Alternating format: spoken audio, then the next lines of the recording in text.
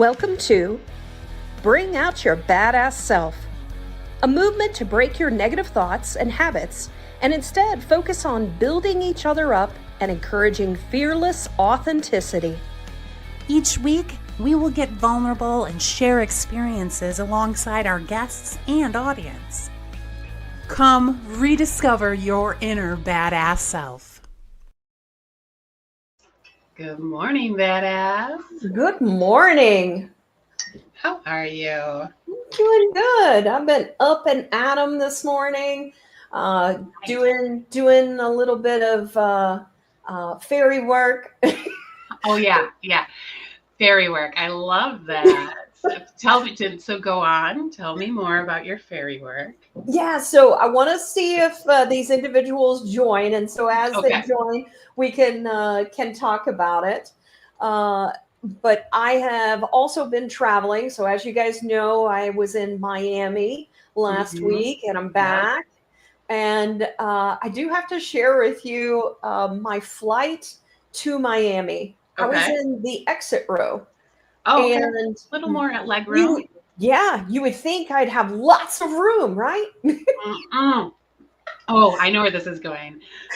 So I had this really tall, very, robust guy that was next to me. And I was just like, I'm not a small woman either, but I was jammed over into the side. And I kept having to kept having to ask him. I was just like, you have something in your pocket and it is like nailing the shit out of me. Can you please take it out of your pocket? He's just spread out. Oh. And I'm like, and then the chair, the way the arm was done, they did like a half arm because it's the exit row. So they did like an, and it was jabbing me on the other side. So he's jabbing me with whatever he has in his pocket. And then this other thing's over here. And I'm just like, hey, I go, I'm like really uncomfortable. Is there any way you could not spread out so much? Yeah. And so he ended up doing that where it wasn't as bad, but we were like 30 minutes at least. It took 30 to 45 minutes for us to even start to take off. Oh, and so I'm just sitting there. My leg is getting numb on both sides as I'm sitting there at the beginning. Yeah, that's hard. And the fact that you're not moving makes it so like you're not in the air yet. Yeah. So those minutes are like, cubed or quadrupled. Those minutes are so much more impactful. They're like dog year minutes. Yeah. Where you're like, oh my God. Oh, but I was so happy to be able to get off the flight. I was like, oh my gosh. Here you thought you were going to have extra room and everything like that, but it was like the exact opposite. And I feel bad for him. I've been that person that is knowingly squishing the fuck out of someone and feeling really bad about it. So I get it, but I get your position too. Like, oh my God, I can't move. And what is that? Why is your leg so happy to see me?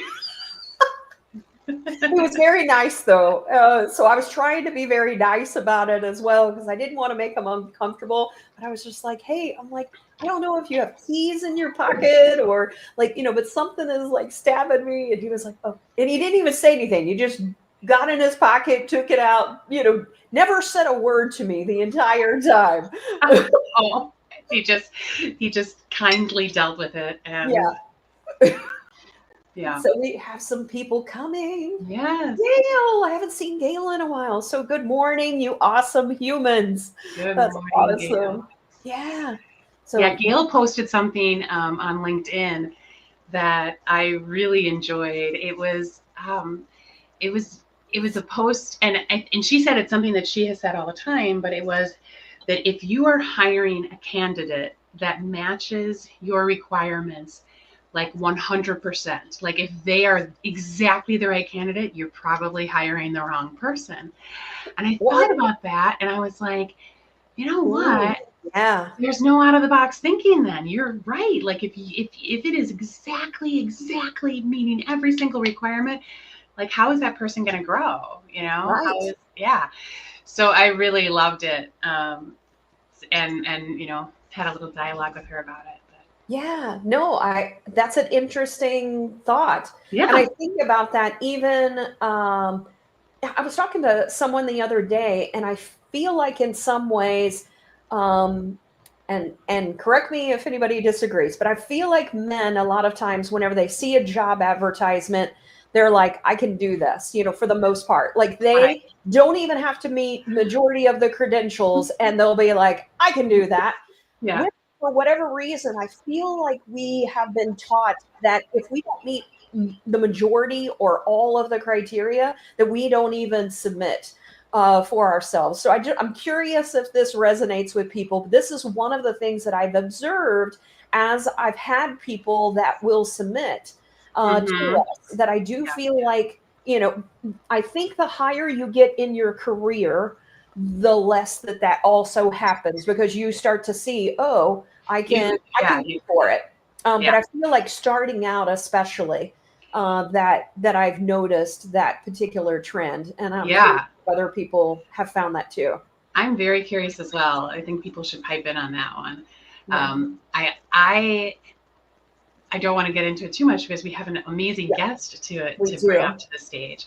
But I will say that I have only applied for like 2 jobs in my entire career because I just got recruited, like, so always by a client of mine for any Hmm. of my, so I'm 45. So in my, 20, and I started working, fairly young.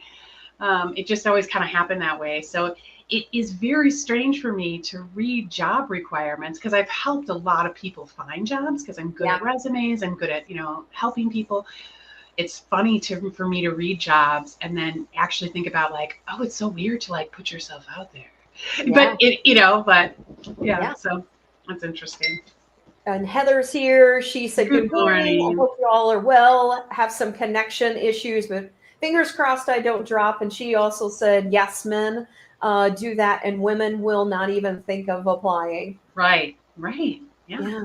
Miss Kim is here. I don't see Karina yet, but this morning, so my fairy work was I went by. So last week was Kim's birthday, and I didn't get to give her something because I was traveling. So this morning I went by and gave her something. And at the same time, Karina, I don't see is on yet, but today is her birthday. And Karina comes on quite often with us as well. Sometimes she doesn't say anything and she just is in the background.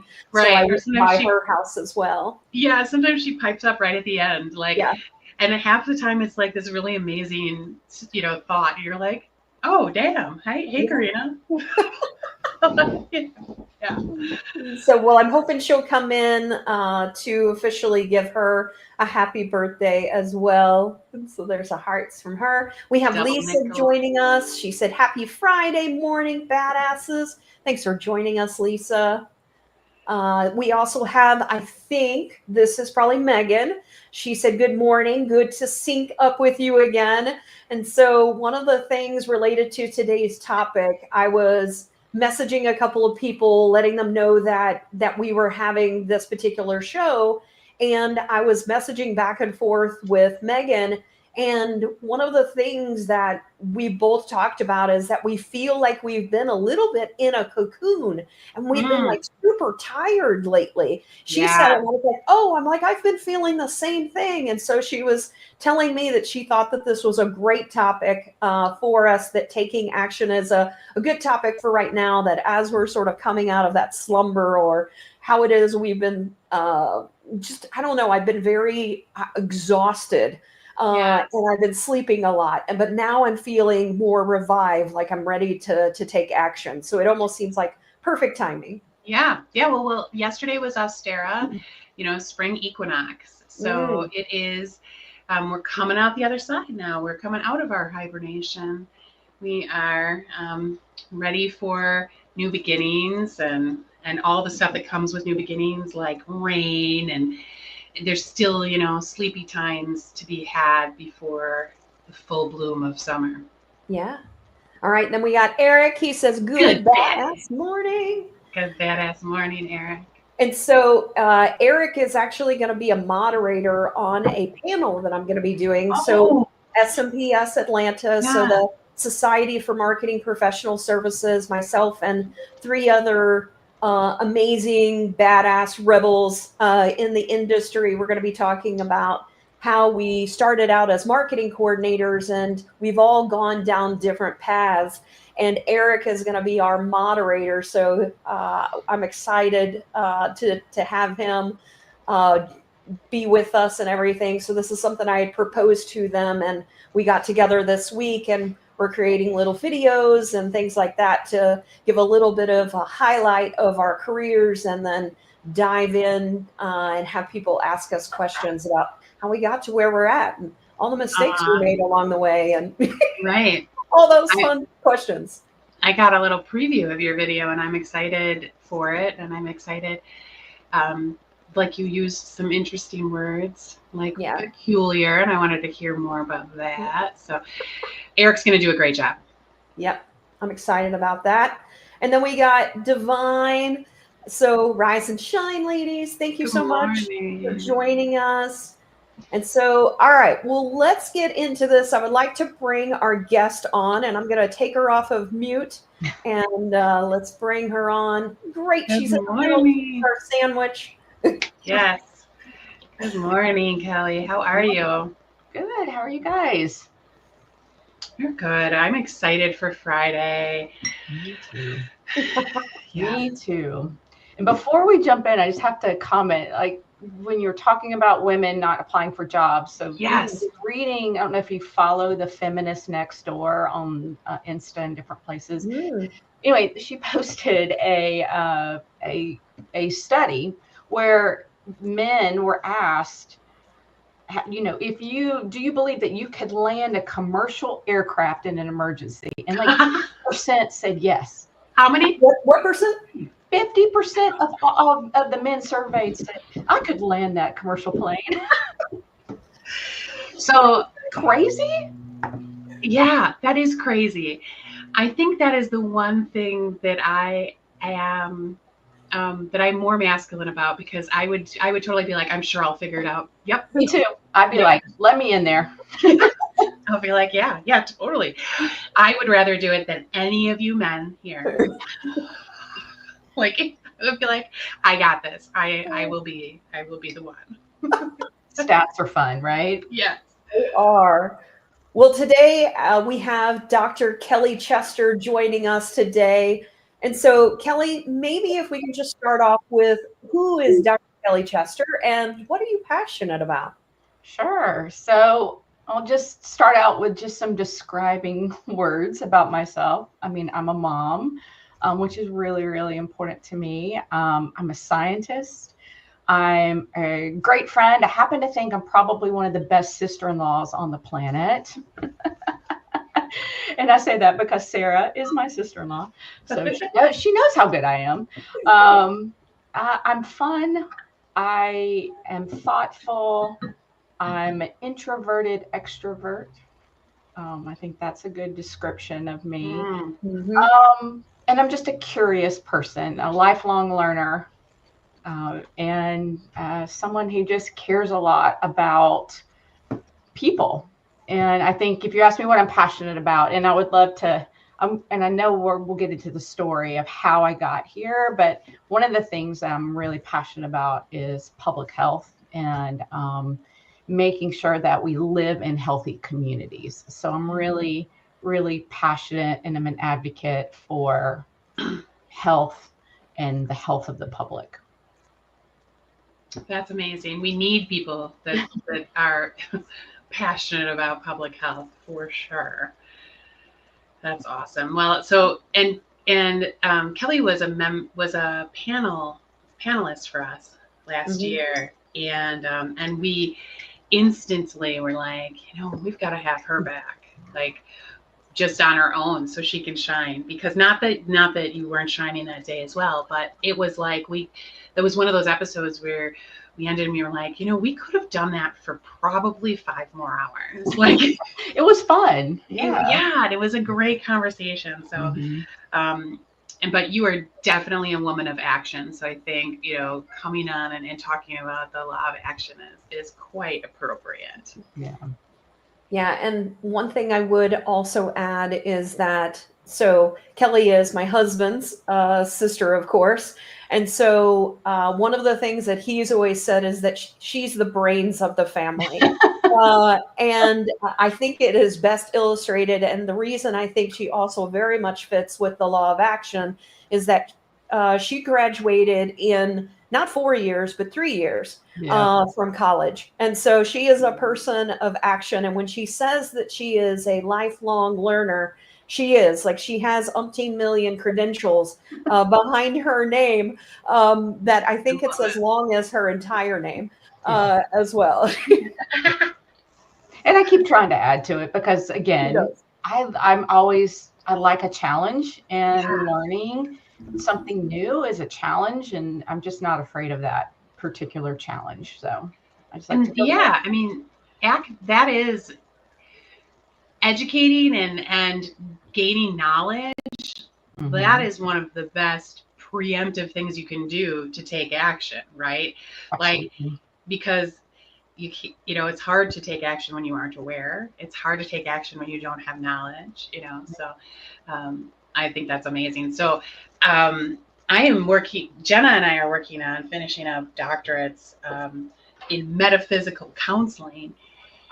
And we've been working on this since 2012. So kind of the opposite of you in terms of like everything I've done training or education wise is always extended, it took me 5 years to graduate with my bachelor's. It took me, so, but I think it's because of me acting in other areas of my life, right?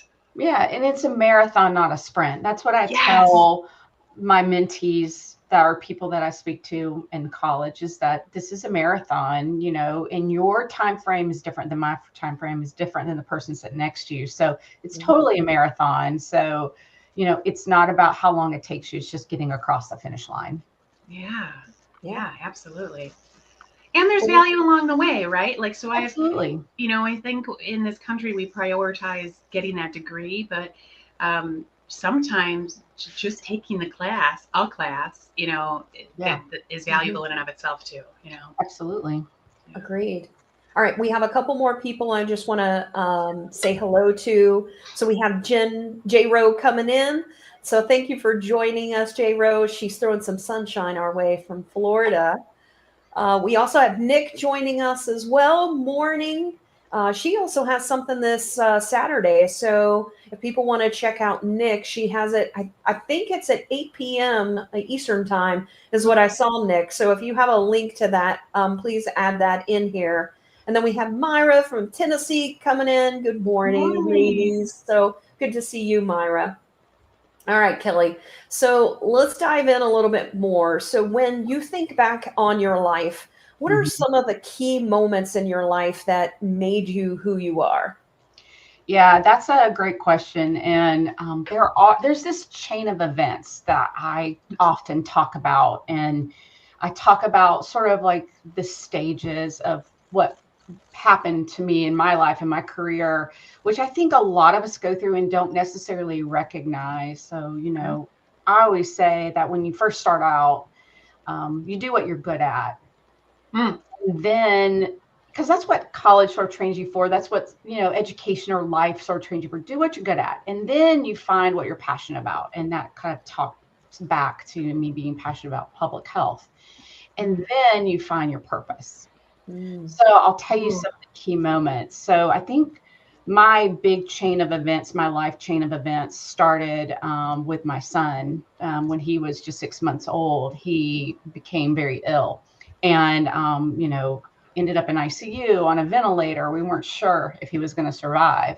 And that's what made me discover public health, because of all of the health issues and developmental delays he was having. I ran into my first, brush with public health. He was in a program in Georgia called Babies Can't Wait. And that's how I discovered public health. And then my little learning brain kicked in. I always tell Sarah and everyone, I have these squirrels in my brain. So the squirrels found public health, and I started learning about it and said, I want to go back to school. That's when I went back to school. And then going back to school at Georgia Southern, which is my alma mater, I love that university. I've given it a ton of money through all my degrees.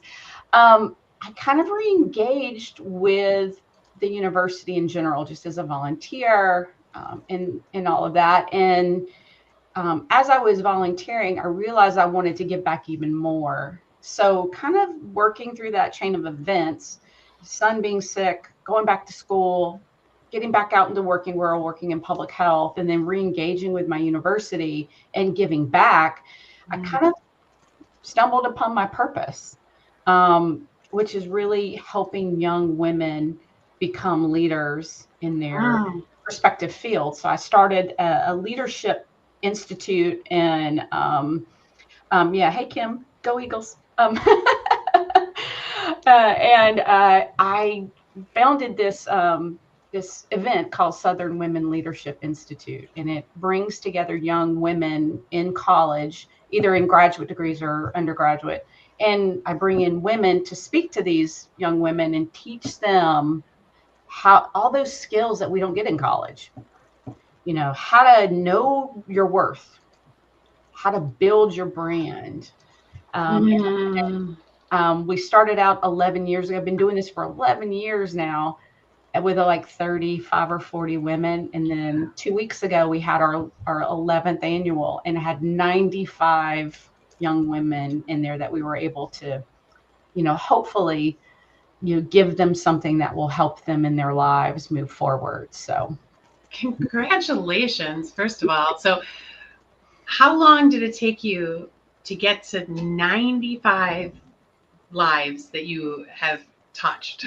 Well, if I look back over the 11 years, we've touched probably over 600 young women. Wow. It started out with 35, and then we just sort of grew it through marketing. And, when we started out the university, I just told them, I want to do this. And they're like, okay, do it. And so I did it, paid, funded it myself, brought in the speakers, paid for them to come, all of that good stuff. And then over the years, the university has seen such a benefit that now they give a budget to it, they give staff to it, and, facilities. And it's just been an amazing opportunity to live my purpose, which is hopefully inspiring young women to go out there and become that CEO if that's what they want, or to become a principal of a elementary school, or to, just to be a leader no matter where they're at in their lives. I love it. That's awesome. Congratulations. Thank you. Yeah, Gail saying, wow, that's amazing and so impactful. Kim saying that is such a gift to them. And then Divine said public health is so important holistically for sure. Nick had an interesting comment. Oh my, love that. Sister-in-laws can be tough. My personal experience was not a good one. Oh no, Nick, I'm sorry. All right. Yes, empowering women. I love it too. Mm-hmm. So that's amazing. Awesome. Yeah. I have great sister-in-laws, but I always tease my brother because he went out and married someone with the same name as me. So like I had to, I was shying away from using Katie anyway, but like, so it works out, but I was like, seriously, it's a little creepy that you went out and found yourself a Katie Phillips, Yeah. Oh my goodness. Yeah. Well, as you know, this month we are talking about the law of action and the importance of taking initiative in our lives. So when you think about your life, what are some examples from your own experience that have kept you from taking action? Yeah, absolutely. So let's just talk about analysis paralysis, because that over the years I found has been a factor for me. So I purposely try to sit down and think about things that I want to do that are outside of my comfort zone. And one of the things I always wanted to do was a TED Talk. Like I've just got so fascinated when TED first got started and, was just excited. I was like, oh, I could do that. And then I got into this, kind of analysis paralysis. So what would I do? How would I do it? And I think that probably speaks to a lot of us. We kind of get stuck in this inaction mode, even if it's something that we just think, oh, I really, really want to do this. But we get stuck. So, I mean, like for me, number one, it's fear of making the wrong choice, or there's too many options. But kind of the biggest thing that keeps me from acting is I struggle with perfectionism. So that's my number one issue. And I just get stuck. And for years, I'm like, okay. And this is just one example, the whole TED Talk thing. It's like, I got stuck and I applied for one, and got rejected, and applied for another one and got rejected. I mean, I was like rejected probably from the TEDx organization at least 7 or 8 times. And then I was like, why am I not, what is it? It's not perfect. Oh no. And then finally someone invited me as an alternate, which means I wasn't going to hit the stage, but I was invited to be there and develop my talk just in case someone fell off or, got sick. So I had to do all the work that all the TEDx speakers did, but just with the knowledge I was not going to be on stage. So what was interesting is then I just like, okay, well, I'm going to do this like at 10,000%. I'm going to nail it. The killer. Yeah. And if I get called up, I get called up. Halfway through the process, the TEDx committee called me and said, gosh, we're so impressed by how much you're putting into this that we want to put you on stage. We're going to kick someone else off. Yes. No one got kicked off. They made room for me to be on stage, which was pretty awesome. But late in the process, kind of even better, right? Yeah, it was late in the process when my friends tickets. It was a pretty old event, but it was really important to me because at that time I was still sort of struggling with the loss of my mom and dad because this was back in 2019. And I really wanted to do the talk in honor of my mom. And it was sort of just divine intervention that, again, I just said, I'm going to do this 100% the best way I can do. I know it's not going to be perfect. It's probably going to totally suck because I don't know if you know this, but with a TED Talk, you have to memorize it. Like, have no notes. And it is the most stressful thing I have ever done in my life. And I've done it twice, and I hope I never do it again. Because it is stressful. I'm a scientist. So when I speak, I generally have notes and slides and everything that kind of anchors me in my talk. But to have to stand up there and talk with no notes, no slides, nothing to hold on to. So like you're just standing on a stage, kind of, swaying back and forth. Right. So it's tough. But I think that, my initial inaction, trying to make it perfect, hampered me from kind of that inspired action of moving forward. So I had to kind of change my mindset and say, okay, there's no wrong first step. Just gotta take any step that I can instead of just standing still, and just kind of get over the potential for failure, sort of reframe it and say, okay, it might suck, but I'm going to reframe this failure to say, instead of worrying about, am I getting this wrong? I'm just kind of gathering data and learning how to do this better and going to adjust how I do it. So that's, there is no wrong first step. You just have to kind of get out of that paralysis and go and realize that momentum matters more than perfection. Yeah, so we have Wow. Megan here saying analysis paralysis is an action killer for sure. I think the other thing I want to point out is that a lot of times we view people and we see the end result and we think, oh, wow, look at how much this person is doing. I didn't even know that story that it took you 7 times. And so a lot of times when people view us, they view us at the end result and they think they don't even know all of the struggles that people actually have gone through. So it's really just a good reminder that a lot of times you don't see any of the negative aspects or the things that people had to overcome in order to get to where they're at. You're just viewing the final, like, oh my gosh, this person's great.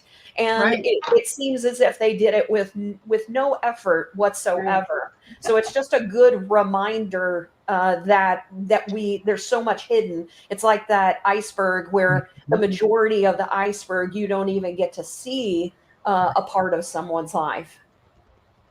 Yeah, it's so cool.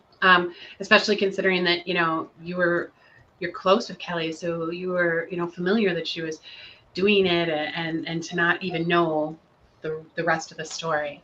Yeah. So it sounds to me like you had at some point you had a little bit of a turning point where you were able to have awareness to like what you needed to do to get over that paralysis, right? Mm-hmm. To me, it's like you were like, okay, Kelley, and I might be putting, words around this, but you're like, okay, how would you mentor yourself? Here you put all this time and energy into mentoring other women. How do you mentor yourself? And I think that is such a huge thing for a lot of us, that we are able to give other people advice or show other people the way, but it's sometimes hard to turn that back around and remind ourselves and stick with it, and have it be as impactful as it is for someone else. Do you have any thoughts on that and how you're able to kind of flip that switch and become your own mentor? Yeah, no, gosh, Kate, and that's just such a revelation for you to say that. So I really appreciate it, because that's crazy. So thinking about how did I mentor myself, and I never framed it through that lens, but I think that is just brilliant. One of the things that I have kind of grabbed onto in mentoring myself now, that I think is important, is that I try to just take tiny steps. Yeah. Small but consistent. So that's, I can take a tiny step and then not do anything else, and then I end up probably beating myself up about that. But consistency, I think, is how I mentor myself. Okay, take one small step today, do something for 5 minutes, just start with that one thing, but be consistent. Try to do it every day, maybe every day at the same time. But even the tiniest of actions can create that momentum I was talking about. And I think that was part of how I do a lot of things in life. Okay. Yeah. Is even if that very first step is just acknowledging to yourself, I want to do this, because that's an action. And then what's the next tiny thing that I can do? Okay, I've acknowledged it. So now maybe I'll do a Google search and look it up and figure out what it's all about, or I'll learn something. And then maybe the next step is, I'll actually write something down. So one of the things I've learned about myself over the years, the type of learner I am, and I'm a kinesthetic learner, which means I have to do an action, which again kind of fits right in with our topic today. So I have to write something down. Sometimes just writing something on a sticky note or on a piece of paper and then putting it to the side, even if it's just one thing that says, do this, or whatever, that helps me to move it forward even one more step. So I think for me, the way I mentor myself, which I'm going to use that now forever. Thank you, Kate. I might even write a book about it. And I'll give you some royalties. Is the tiniest action creates momentum. I think that's the way I mentor myself these days. And have probably for a really long time. I just never was able to put words around it.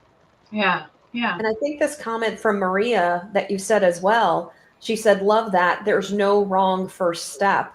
Right. And I think that that's also the thing that Kate and I will talk about internally, is that sometimes people do have analysis paralysis. They're, oh, I gotta, figure all this out before I take any steps. And it's like, hey, let's just take a step.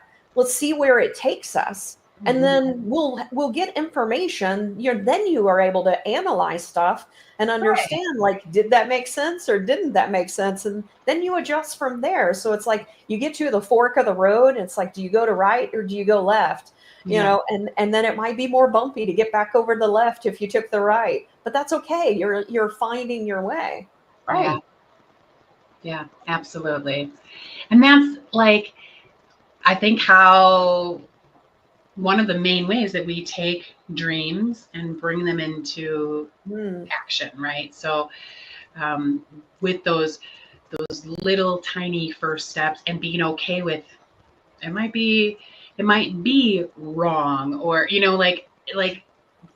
but is it? No, it really isn't, because it's forward, it's momentum. Even backwards is still like learning, right? It's still moving. It's motion, right? Yeah. Well, it does lead me into another question. So how do you balance taking initiative and action with the need to also carefully plan and take in considerations? Right. I mean, that's a really great thought. So it's, to me, I think about this as, I'm taking decisiveness and intentionality and just not rushing blindly in. So taking initiative, careful planning, consideration. So you think about those as two opposite things, but I think they marry together. Because for me, careful planning and consideration is the start. Again, it's that first intentional, first tiny step to say, okay, do I have all of the data that I need? I mean, again, I'm a scientist, so data is really important to me. But I don't want to be stuck in that over analysis. And I think that when you think about it, really good leaders balance both. They're both fast and thoughtful. And I think that type of approach to say, I need to be thoughtful, but is my inaction costing me something? Is my lack of initiative hurting somebody? So if it is, then you need to move quicker, right? If the cost is high, you need to move quicker. Yeah. But can you take that? I always like to think that I'm a contrarian a little bit, and take that contrarian thing of procrastination is a good thing. And I know, Sarah, we've talked about procrastination before, but and procrastination comes from analysis paralysis, and in a way too. But sometimes procrastination is good, right? Sometimes not getting caught up and thinking I've got to do this today is a good thing. So I know for me, I still think I'm still learning how to do that fast and thoughtful thing at the same time. And I think I'll probably will always be working on that as well, because again, I have a little bit more of the analytical mind. So I tend to want to do the planning, and I tend to want to have all the data. When I then act, sometimes I'm realized, gosh, I could have done that sooner. I already knew all this. I probably waited a little too long, but I think it's a balance. I think you have again, both be fast and thoughtful, which Right. I'm not always that way, but I think that, you know, you just have to trust in the process and know when to step forward. And I guess step forward boldly. I mean, that's something I actually have a little note on my computer sometimes that says, trust the process, step forward boldly, and just kind of do your thing. Yeah. I love that. There are so many little nuggets there that you said. And I think trust is a huge portion of it, right? And like, I don't know if this is going to make sense, but I'm really good at just taking a risk, right? And just doing something. But what I'm sometimes not so good at is like how I feel about the results afterward, right? Like, so very simple example, Jen and I are, we did a flyer for one of our other businesses, and I just wanted it so bad. So I ordered it, you know, and I ordered probably more than I should have, because once I got it, I was like, oh shoot, like this area like isn't really that easy to read, you know? Mm-hmm. And so now I'm having a little bit of like buyer's remorse, right? Like a little bit of, oh crap, well, I spent more than I should. I probably should have gotten a smaller, whatever, you know? Right.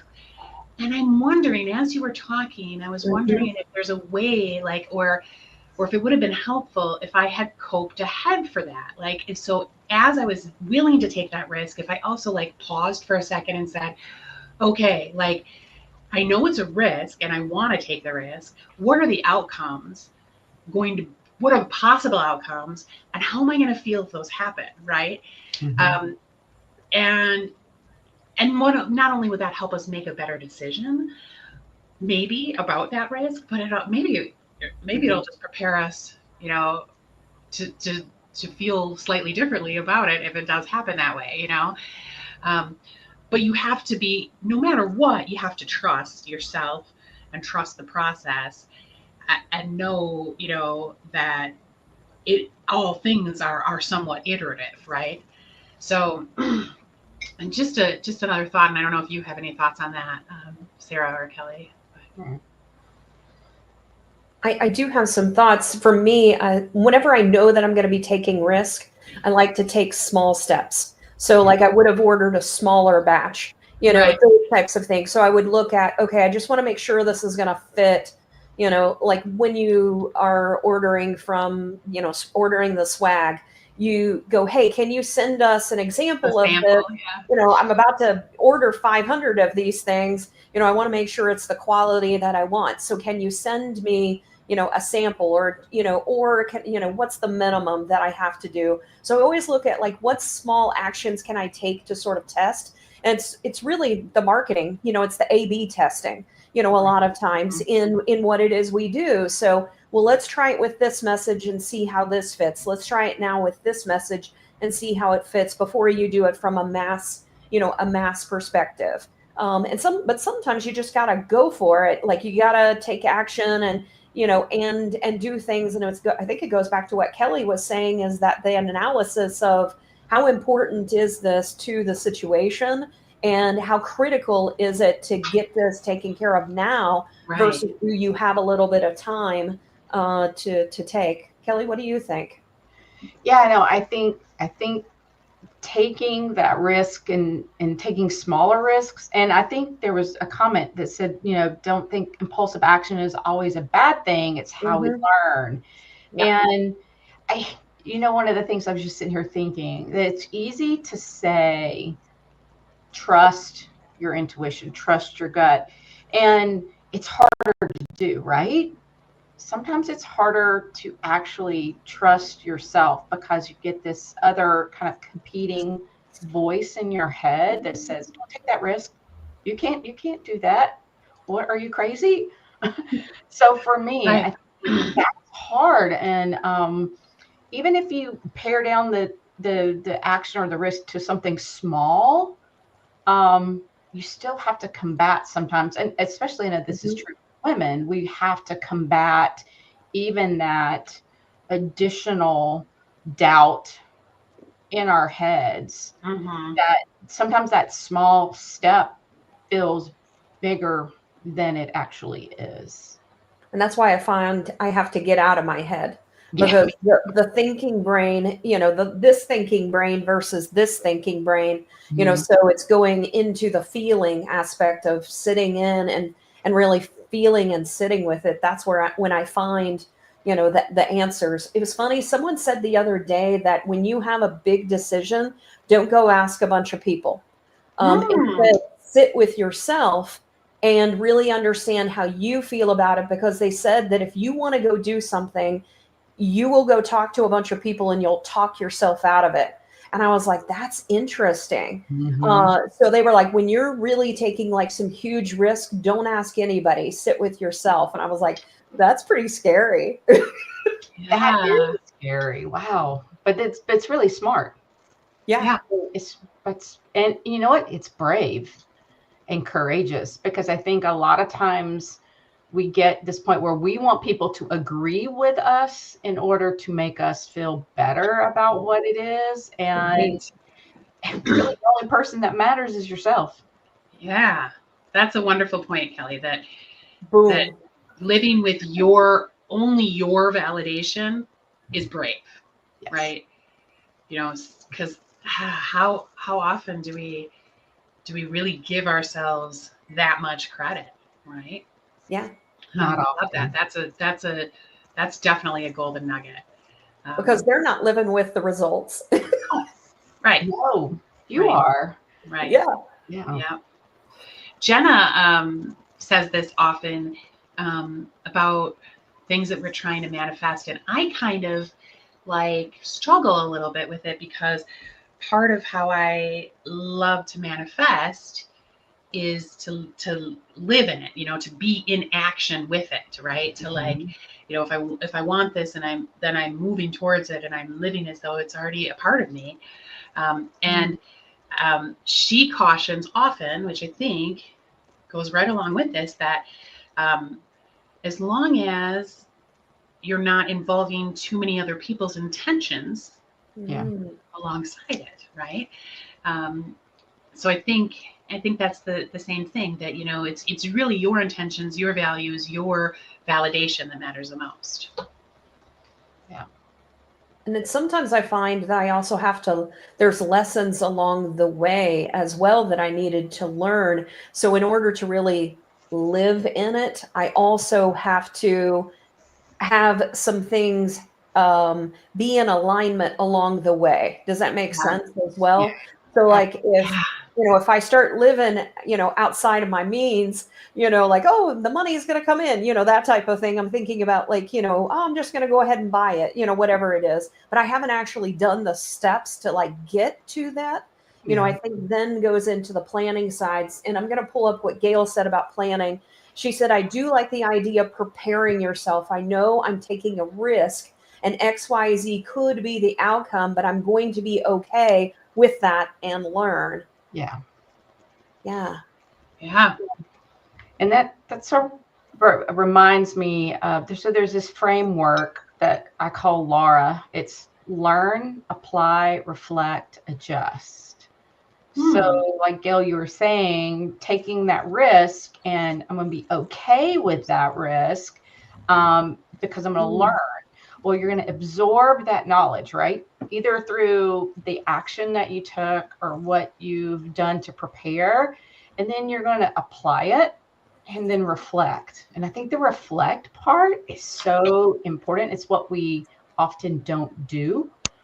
And then you adjust. Yeah. So I really, really like that framework because it moves you from being passive to taking that action, because you apply it, you reflect, okay, did that go well? Is that what I wanted, the outcome I expected? But then you adjust and, you refine based on what you've learned. So I like that. I've always liked that framework. And I So And learn, apply, reflect, adjust. Okay. Yeah, what I love about it is that it's definitely continuous, right? It's cyclical. So like, because the adjusting leads you right into learning again, you know? So it's all right. It's iterative, it's continuous, it's beautiful. Yeah, and then apply is, it can still be tiny. It doesn't have to be big. So just, and like you said, as the cycle goes, maybe that apply piece gets a little bigger, or maybe it stays tiny. So yeah. So, you know, when we start to think about the word reflect, right. A lot of times that does require us to sit back and wait. When do you know it's then time to take the action again? Yeah, no, I think that's a great question. And you know, I sort of mentioned this earlier as well, but thinking about the cost of inaction. But for me, when I think about the reflect, that's when I start to feel excited again, right? And when it's time to take action, I typically feel really excited about the action I'm about to take. I think if you're in that phase where you're like, should I sit back and wait? That your gut feeling's telling you potentially, and I think a lot of us have these gut feelings. The gut feeling is telling you, okay, you need to pause. Why do I need to pause? You might have to ask yourself, why do I need to pause? Is there information that I'm waiting for? Is there is it that I'm not trusting that I need to kind of move forward? Like, how do I kind of internally know that it's time to sit back and wait? And I think your intuition tells you. But then when you get excited, you feel like you have clarity. Then that momentum builds that we talked about earlier, and you're like, okay, now it's time to step out and take that action. Yeah. So I think all of this sort of comes together. Everything that we've talked about so far, all the examples that you guys have mentioned, is that you get that excited feeling, you get that clarity, and you know. And I just think you just internally know it's time to take that step forward. Yeah. So sometimes the apply is actually a pause. Yes. Yeah. Yeah. And that's okay. Yeah. Because that's what you, Cool. Yeah. I like that. I think it has to be okay, because when we're pausing, we're building that trust within ourselves, you know, and as we said before, we're beginning to trust the process, trust our internal, maybe it's our internal clock that's telling us, hey, take a break, now move forward. So it's like you're going through that cycle. Yeah. So Gail said she's definitely writing that one down. So she's writing down the Laura, learn, apply, reflect, adjust. I love that one. Heather also said, I love the idea of not asking others. I learned a long time ago to listen to my gut, but being able to do that means sitting with myself to determine if I'm really hearing my gut or if I'm allowing outside influence. Once I differentiate, the decision becomes easy. Yeah. So I like that. And so when you think about, you know, a lot of this is about mindset. And so what role do you think mindset plays in the ability to take action? Oh my gosh, mindset is probably one of the most important aspects of this. And, you know, as Heather was saying, you know, blocking out that outside influence. I read a book by Glennon Doyle called Untamed. And she talked about how she got her mind in a good place. And that was, she went into a closet, shut the door, and sat in like a small closet, not like a big, like huge walk-in closet. And she would close herself in and just listen for herself. Just be quiet and listen for herself. She goes, and at first it was almost impossible because you feel weird, kind of putting yourself in this kind of isolated position. But if that's the only way you can quiet the noise from either outside influences or just other or inside influences as well, then to do that, to go somewhere where it's quiet, it's dark, you close your eyes, you sit and you listen to yourself.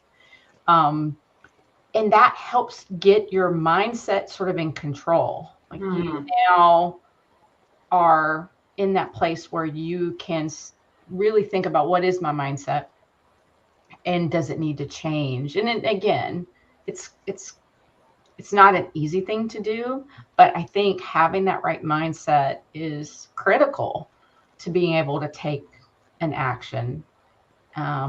Without, like I was saying earlier, if you have that little evil voice in your head that's saying you can't do this, then it's right, because you're already talking yourself out of it. So, I think quieting your mind, which sometimes it feels like it's almost impossible for me to do, because again, I have all these squirrels in my brain, but I think that's something that we probably all need to work on. I know I do.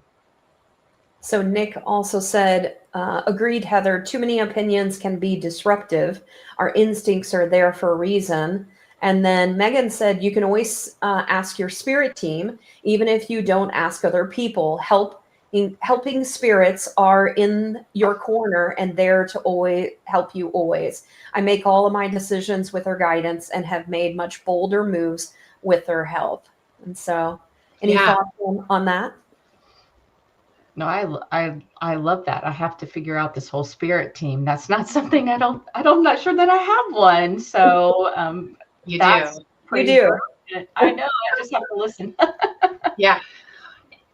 Yeah, I think I have lots of thoughts on that, Sarah.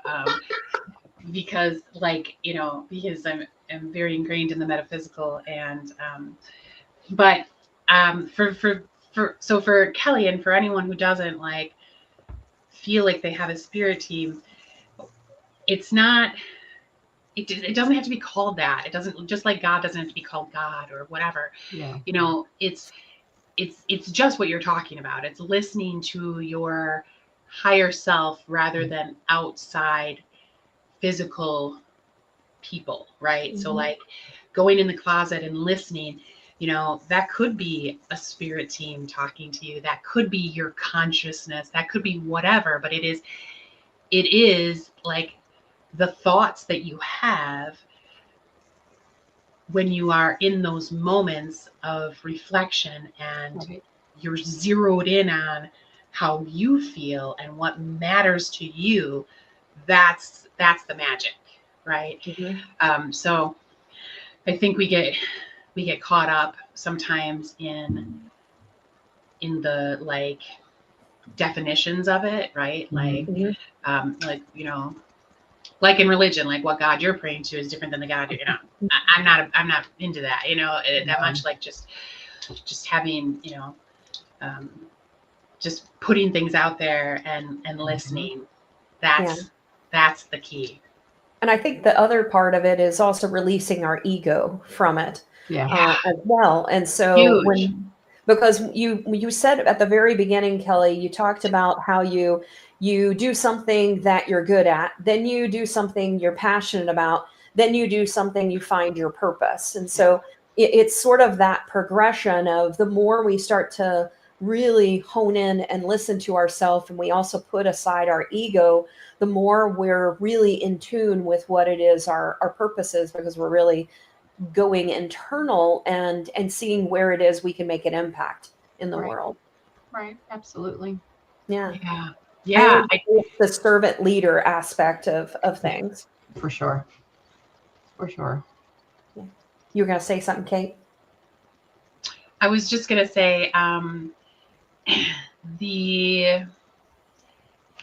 going back to, that was one of the first things you said when you came on, Kelley, and I'm so glad you brought it back up, Sarah, is how we learn, to do what we're good at, and then we have some passion around it, but then we find what we're called to. That's I like to think about that even broader than that's the one of the whole points of humanity, right? And how it works when you're a kiddo, right? When you're just, most when you look at a little human, they are initially drawn to the things that they're good at, right? Mhm. You know, because that's how it goes, right? Whatever steps you have to call, or however you want to define it, the whole point is to get to the point of being called, where you're feeling drawn to it, where it's more than just being good at it. It's more than just a passion. It's like your purpose, because it's bigger than your ego. It's bigger than you, you know. That like just gives me chills as I'm talking, because that's beautiful. Like when you know the people in your life that are there, right? Or that have been there, and then they keep changing and growing and helping, because they're different. They have a whole different look about them, right? They talk, they exude differently. Everything is just in sync. Yep. Yeah. And so Maria added a comment. She said, the veil is only our blockage. They are here with us, just on a different frequency, and they don't usually help unless you ask. And so, and I think the ask can be done in different ways. Sometimes it's asking ourselves internally, like, okay, what step am I supposed to be taking? And sometimes, I know for me, I'll actually sort of release some things. Like whenever I'm really worried about something, I'm like, hey, I'm going to release this. And, I'm going to, a lot of people will do this to God. I do it to the universe. I'm like, I'm not going to worry about this anymore. Let me know when I'm on the right path again. Like that type of thing. So sometimes it has been slowing down and allowing for the sign, like it becomes very clear. You get, like you said, you get that clarity, you get that passion, like, oh, here it is. That's what I'm supposed to be doing. Right. Yeah. Yep. Yeah. Yeah. It's the magnetic pull.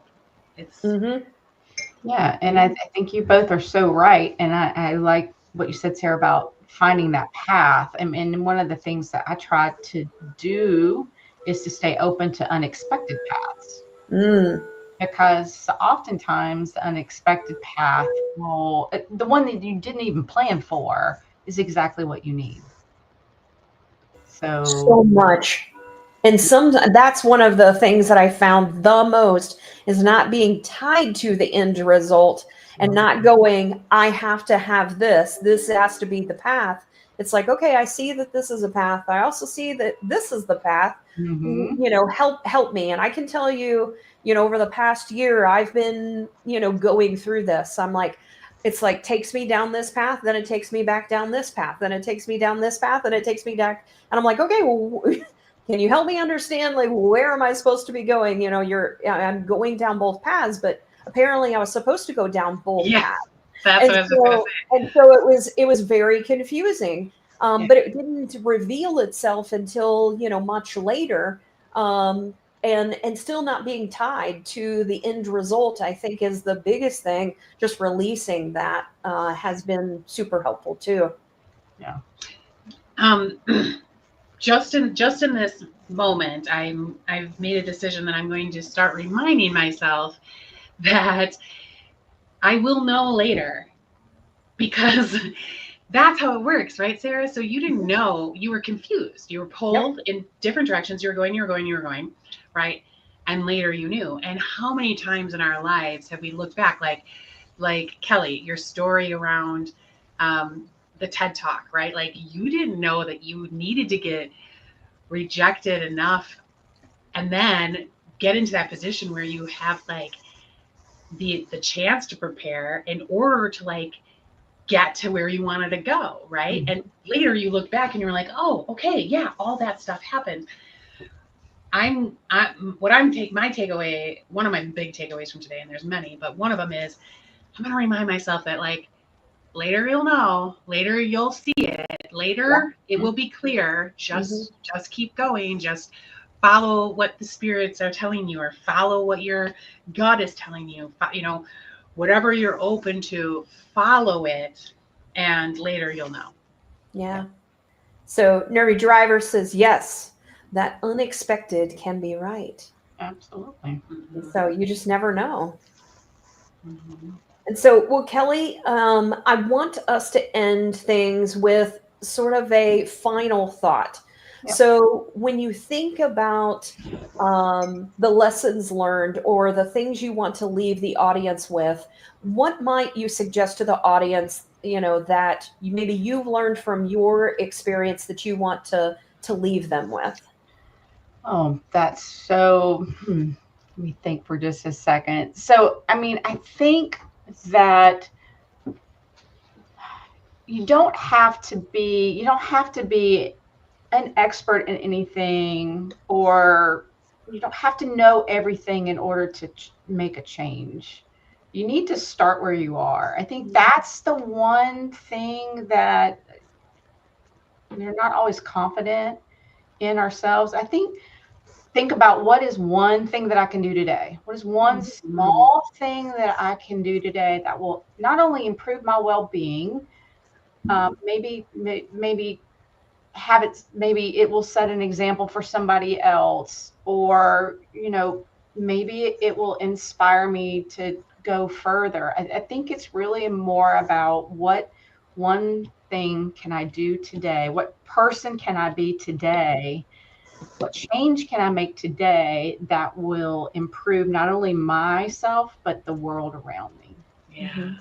I think it's about impact, and it doesn't have to be big. Can I impact one person today? Yep. Can I impact myself today? I think if you just write it down, like for me, I always encourage people and myself to just write it down. Even if it's just a couple of words that only you understand. Figure out what it is that day, write it down. And then if you throw it away, wad it up, throw it away, it doesn't matter, you wrote it down. It's like you're putting it out there into the universe. Like Kate, I think you mentioned manifesting. You're putting it out there, you're creating an impact. So I think that's my big takeaway. And I've learned a lot from you guys today as well. And thank you to all the commenters. I've learned some interesting things. I'm so excited about my spirit team now. But I think I just want everybody to know that you just start where you are and take one tiny action. Yeah. I like it. Maria also said, it comes faster if you ask and then forget as well. I like that. Yeah.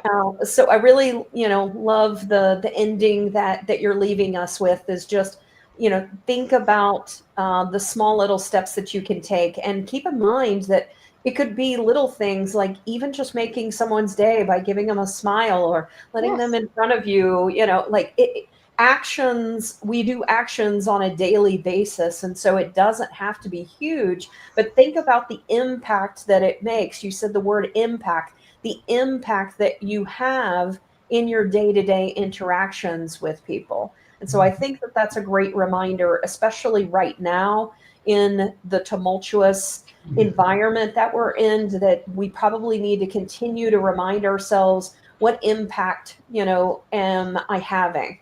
Is it the impact that I want? I know that this is something I keep reminding myself, of, and constantly having to remind myself of. And so I really like that final thought. Yeah, me too. Jen and I like to say every once in a while, and probably not even as often as we should, but we like to say to ourselves and each other, today's the first day of the rest of your life. And so every moment. So I love that, and I've so enjoyed this conversation. And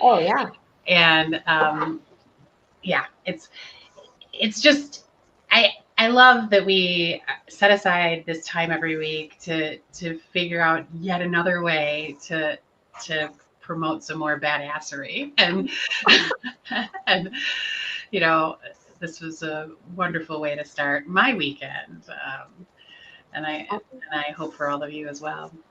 I agree. And so I'm going to add this. So Gail said, all three of you have been so inspirational today. You all are a huge bright light to end a frustrating week. Oh, well, I'm glad that we're ending the frustration with inspiration.